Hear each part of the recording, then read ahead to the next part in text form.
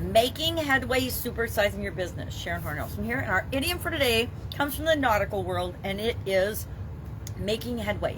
Making headway was originally used to describe the forward motion of a ship in the nautical world toward its destination. A vessel moving through water toward its destination was making headway.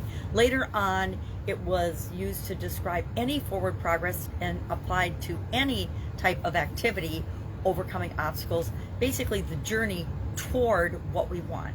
Our discussion today and our topic today for this year's annual challenge, the Get Your Goals annual challenge, is progress. It's part of the SOAP framework, and the P in SOAP stands for progress. How do you know if you're moving toward what you want or not? We take actions, we do things all the time, but how do we know that the actions that we take are moving us the direction that we want, moving us in a forward motion toward our goals and our objectives? That's what the topic is, and that's what this idiom has to do with.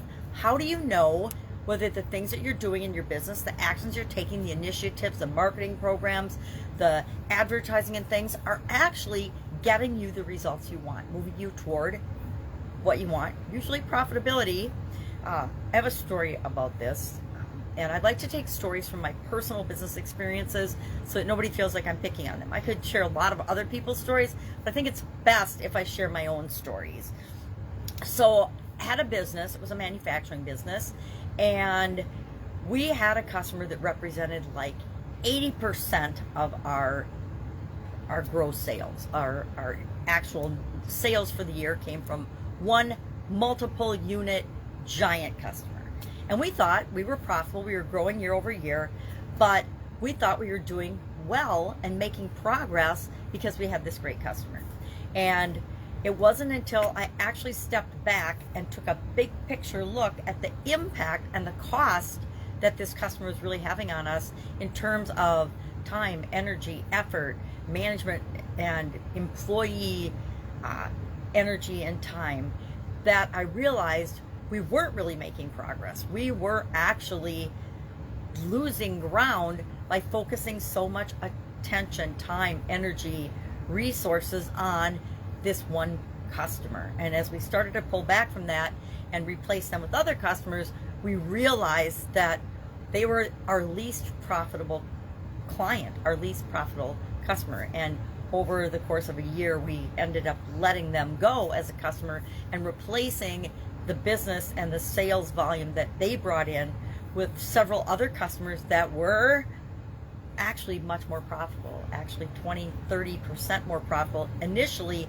and that just grew exponentially over the years after that because we let that customer go. Now, I will admit it's hard to let some whale of a customer that represents 80% of your sales, and we're talking big numbers, seven-figure numbers in this instance, go, but you also have to take into account what can your team do? What can you do if you're not spending your time and energy on customers or business or projects that aren't going to give you the return on investment that you're looking for?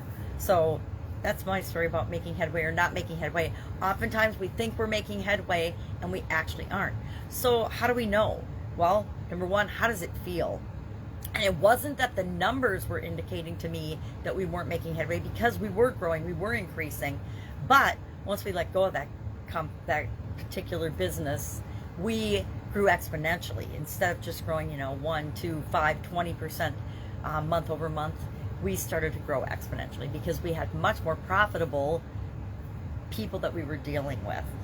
So how do you know? You have to have key performance indicators and measures that represent what's really going on in your business. And of course, we had those in place, but we weren't looking at the bigger picture of, well, what is the impact and the other costs that isn't necessarily quantifiable in the numbers that we're looking at, sales, profits, expenses, what is not in there that we could be or should be looking at. And a lot of that comes down to our gut instinct, our feel. How do things make us feel?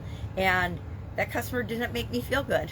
I loved the people that worked and represented that business. They were great people, but they had been sold and purchased by another company. And when that happened and they merged the two companies together, yeah, we got more units to sell to, but they ended up having different values and different beliefs and different ways of doing business that weren't compatible with us. And I think that's where the initial rub came in. And I started to question, is this really us making headway, or are we just settling out of fear that we don't want to lose a great big whale of a customer? So that's my our idiom for today. If I can help you in any way, any questions about this, ask. Otherwise, share in the comments below. How do you know you're making progress and headway? Because there's lots of ways to do that. I like to track things and document things and mark things off in the calendar and verify that I'm doing them, and I'm a big believer in checklists and check boxes.